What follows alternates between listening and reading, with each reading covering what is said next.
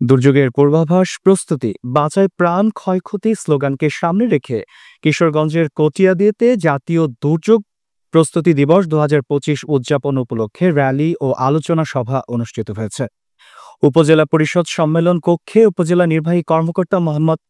মাইদুল ইসলামের সভাপতিত্বে বক্তব্য রাখেন কটিয়াদী উপজেলা বিএনপির সভাপতি ও কটিয়াদী পৌরসভার সাবেক মেয়র